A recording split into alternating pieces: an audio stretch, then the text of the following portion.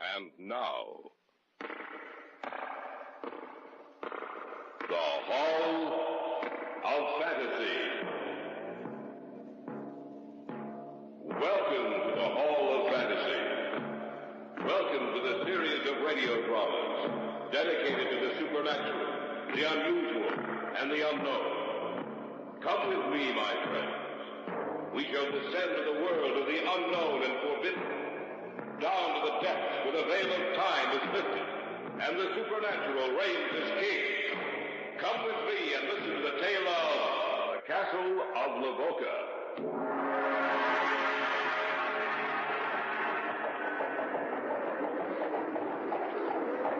One night, shortly after sunset in the dead of winter, they say a carriage drove through here.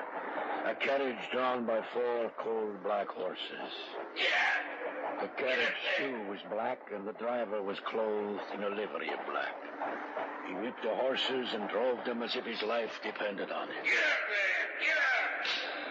No one saw who rode inside the carriage, but on its heels there ran a pack of snarling, howling wolves. He said that Drago, Baron of Lavoca, was going to make a pact with Satan himself.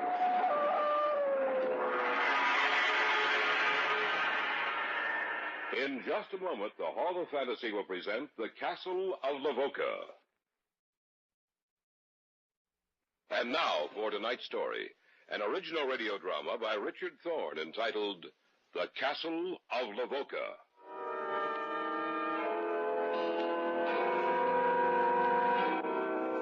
We were on vacation in Europe. It was a warm summer's day. Doris and I had cycled out from town, intending to find some inn along the way at which we'd spend the night. Oh, what time is it, Grant? Let me see. It's about 4:15, Doris. I think we better find some place to stay before it gets too late. Well, according to the map, there should be a little town about a mile away from here. Grant? Yes, dear? Look, over there. Where? Right over there. Hey, why, it's an old feudal castle. That's just what it is. Hey, let's stop a minute. Right.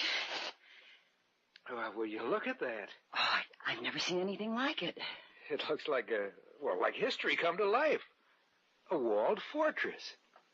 Look at those 3 towers rising up from the walls. Uh-huh. The whole thing seems to have been built in the form of a triangle. There only seems to be 3 sides to it. Well, from what I can see from here, it looks to be in pretty good condition. I wonder how old it is. Hey, Dor, I've got an idea. It's too late tonight, but why don't we find the inn and then tomorrow morning see if we can't go through that place? That sounds pretty good. As a matter of fact, I wouldn't mind spending a day or 2 around here. It's beautiful country. Well, I say we do it. What about you? Oh, you twisted my arm. Grant? Yes, dear? Maybe we shouldn't. Shouldn't what? Shouldn't go through that place. Well, why not? I don't know. It's just that suddenly I felt cold inside. You're just remembering a lot of stories about old castles and ghosts. There's nothing to worry about, Dor. The man who probably built that castle and all his descendants are only memories now. And memories can't hurt you.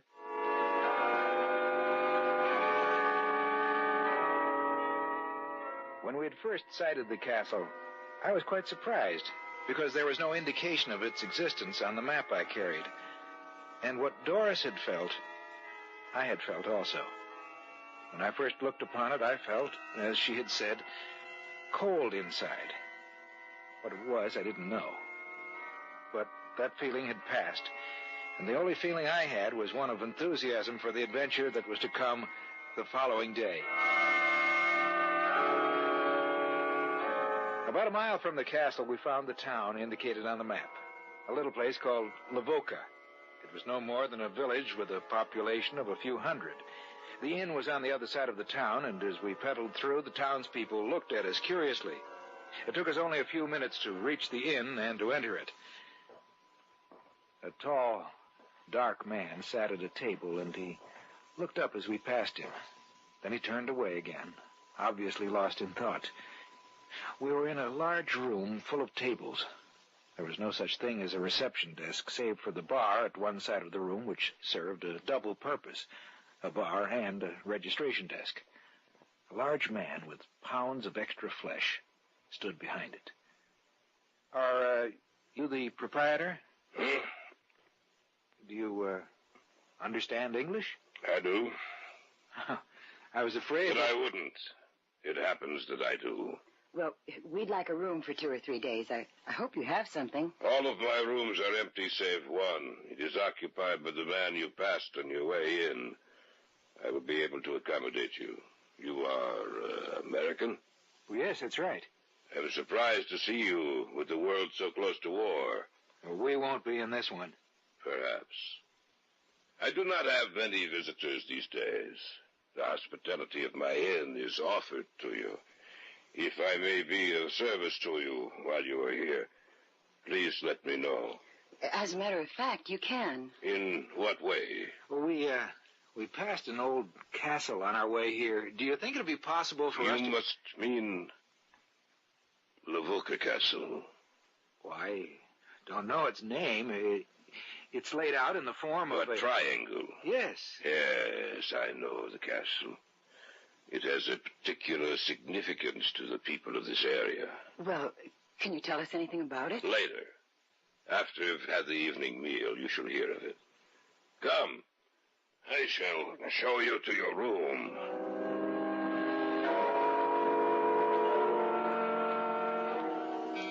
As he led us upstairs to our room, we passed again the man who sat alone at the table. He was staring at us and made no attempt to hide the fact. As we went up the stairs to the second floor, I wondered why the innkeeper had seemed so afraid when I mentioned the castle. I had no time for further speculation, however, at least for the next hour. Our time was spent in cleaning up, and Doris kept talking of other things. Well, I'm ready to go back downstairs, Grant. What about you? Hey, look at the sunset, Doris. Oh, it's a beautiful sight, Grant. Grant? Yes? Look where I'm pointing to. Isn't that Lavoca Castle? Yes, it is. Stands out so in the sunset that it seems to be on fire. Grant, did you watch the innkeeper's face when you asked him about the castle? He seemed surprised. I wouldn't call it that. I'd call it frightened. Perhaps you're right. And perhaps we should forget about seeing that castle tomorrow. Perhaps we should start back. We'll see. You know, Dora, you make it seem so serious.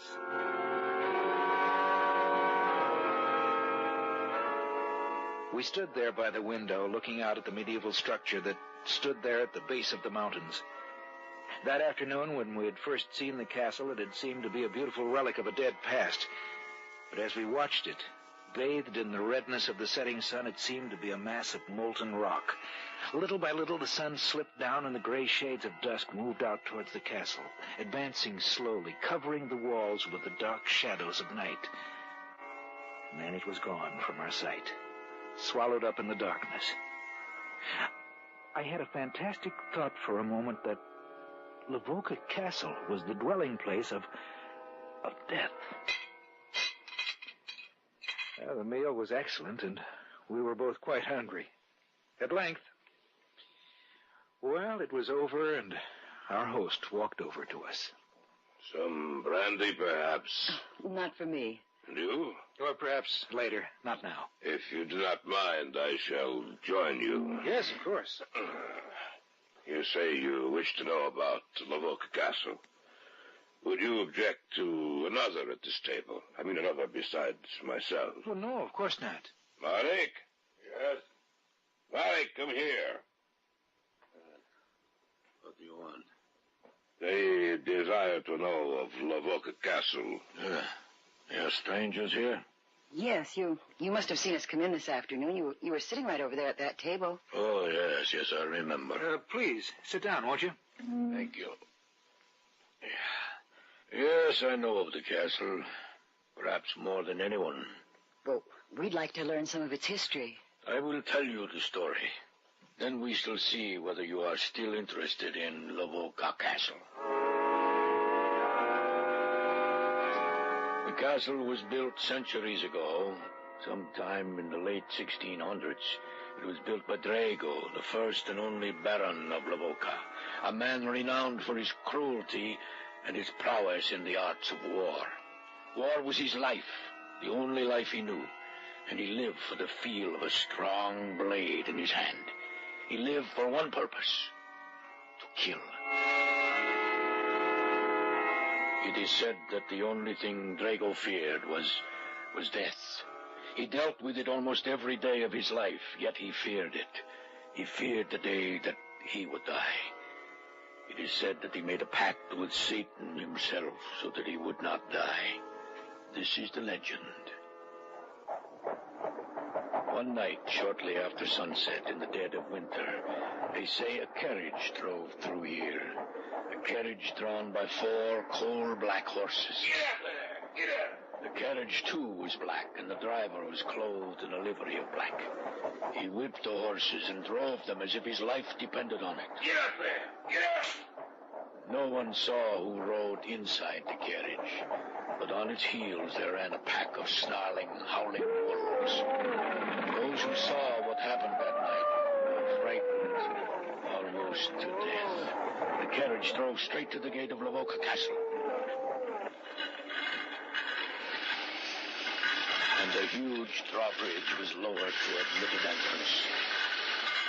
The carriage rumbled across it, but the pack of black wolves stayed outside. They stayed outside, and the sound of their howling voices drifted back to this town, and the people were afraid. People looked up towards the castle, and they said it was bathed in an eerie luminescence. The visitor to the castle was there for the better part of 3 hours. And then the drawbridge was lowered again, and the carriage rumbled out. It seemed to be going even faster. And the driver whipped and drove the horses. Get out! Till their mouths were white with foam and their eyes wide with fear. The carriage rushed through the center of the town, and the people were so afraid they turned their eyes away, lest by looking upon it they should die.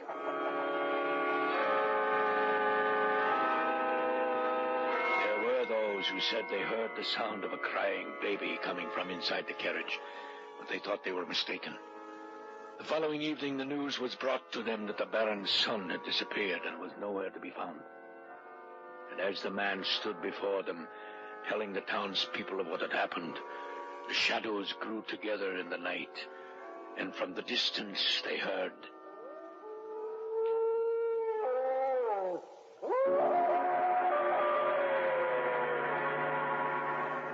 You are listening to the tale of the Castle of Lavoca on tonight's journey down the corridors of the Hall of Fantasy.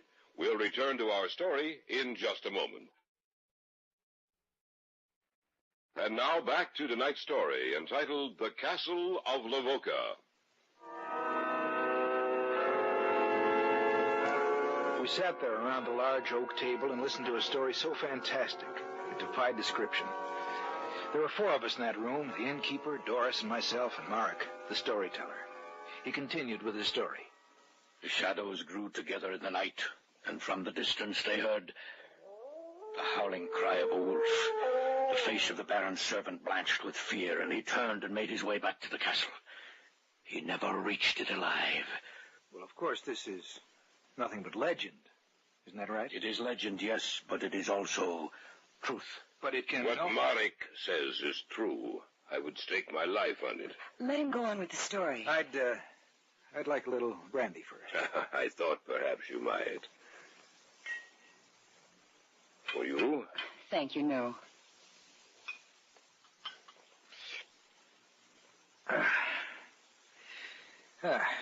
Now then, go on with your story. By your leave.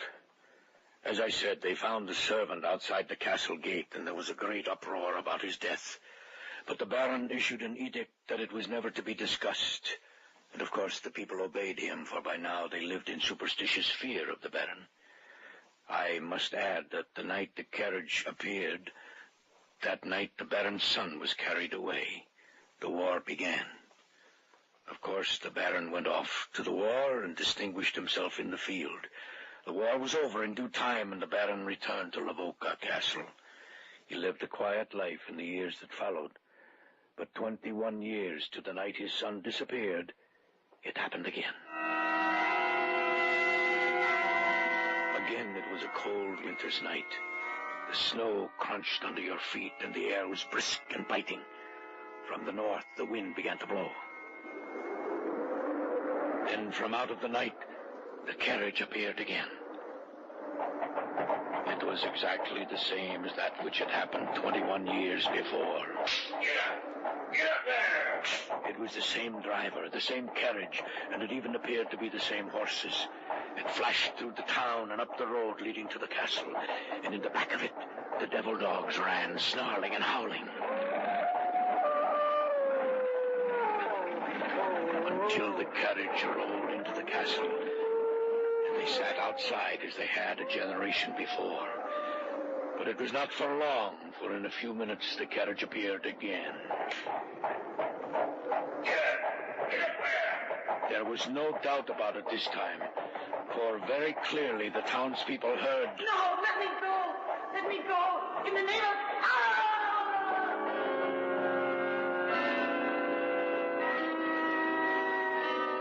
And in another moment, the carriage was gone. The following day, the townspeople learned that the Baron's wife had disappeared. They knew who had come to claim her. That night, war broke out in Romania, and the Baron hastened to join the conflict. If I understand you correctly, both times the carriage appeared, war broke out? That is correct. What happened then? Just as he had done before, the Baron distinguished himself in the war and returned to Lavoca Castle. By this time, the Baron was almost 60. Peace reigned for a period of 40 years, and sometime during that time, the Baron disappeared. He died? I say he disappeared.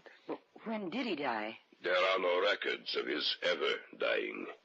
They say he lies at rest in one of the catacombs beneath the castle, waiting. Waiting? Waiting for what? Waiting for the war. The war? The black carriage has appeared each time war begins, no matter where it happens. And in each war there has been a report of a man who calls himself Baron Lavoca, fighting in the battles. That's fantastic. Call it what you will, but when the last war began, the carriage appeared and drove straight up to the castle. I was but a boy then, and I saw it with my own eyes.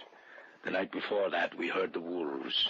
Each time the carriage appears, the wolves appear the night before, to warn us of its coming, to let us know we should guard ourselves. Now that you have heard the story, do you still wish to visit Lavoca Castle? No. Yes. I don't care what you say. I can't bring myself to believe your story. I think it's nothing but superstitious nonsense. But, Grant... I'm sorry, darling. But I want to visit that castle. If you want, you can remain here. No, I'll go with you. What about you, Mark? Will you show us the way? Enter the castle with us? You say that in such a way that if I were to refuse, I would appear to be a coward. I shall go with you, American. Tomorrow afternoon will be all right with you? Yes. Let us have a drink to your trip. That's a good idea. Will you join us, madame? Yes, I will. All right, then. To your trip tomorrow. To Lavoca Castle. To Lavoca Lavoca Castle. We went upstairs to our room shortly after that. The story Mark had told had been quite long, and the hour was late. We went to bed, yet neither of us could sleep. Grant. Yes, dear? Don't you think we should go home soon? Why? Well, how long have we been over here? Since the middle of May. Well, this is August 30th. I've seen enough of Europe. I want to go home. I think 3.5 months is enough time to spend... Well, all right, Dora. When we get back to Murat's, we'll make arrangements to go home. Good. About tomorrow... What's that? What? I heard an animal outside. Oh, that was just a dog, Dora. Go to sleep. All right. Good night. All right.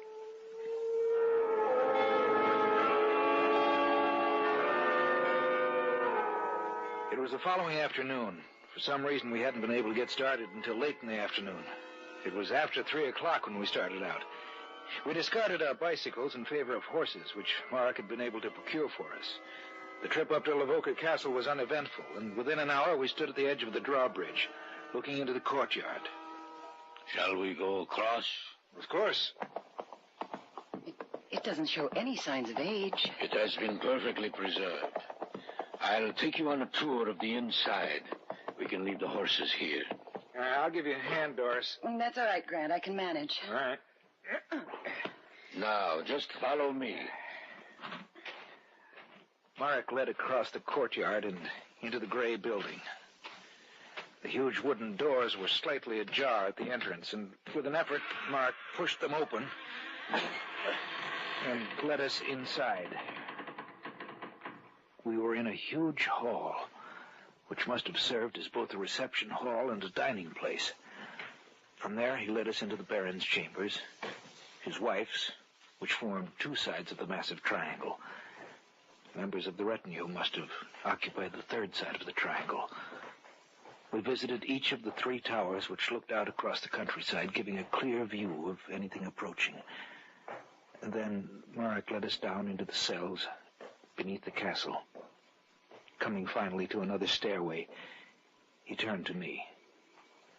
This leads down into the catacombs.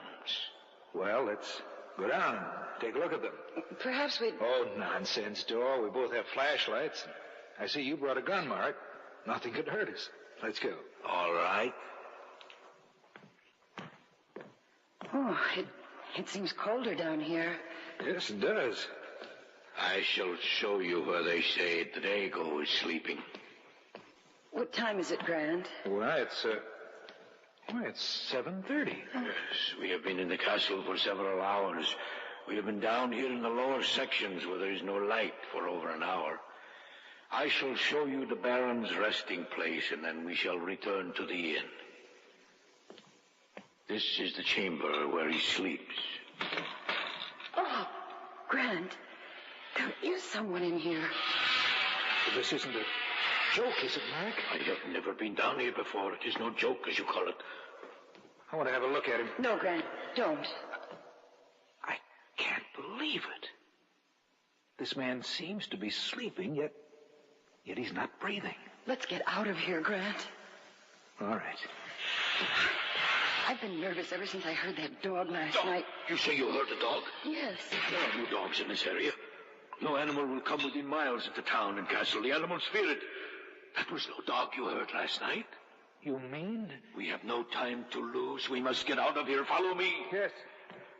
It was the warning you heard. I knew we shouldn't have come. Don't worry, Dor. We'll get out of this. I wish I felt that sure. The horses are out in the courtyard. It won't be long now. The horses are on the other side. They're gone. What are we going to do? Be quiet.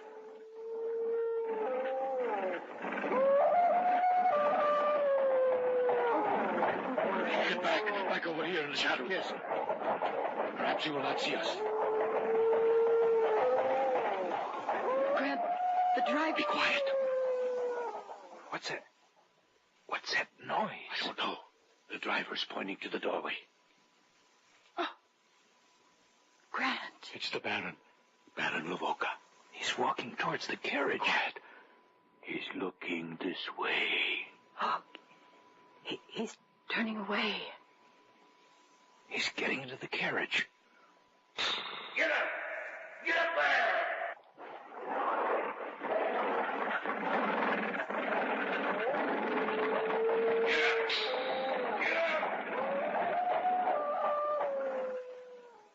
Before our eyes, the carriage wheeled around the courtyard and then thundered across the drawbridge and out into the night, followed by the snarling wolves.